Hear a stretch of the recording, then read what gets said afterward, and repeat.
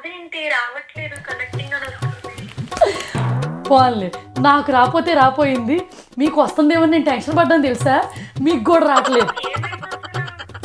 ఏమైతే మనకెందుకు, నాకు రాట్లా మీకు రాట్లా.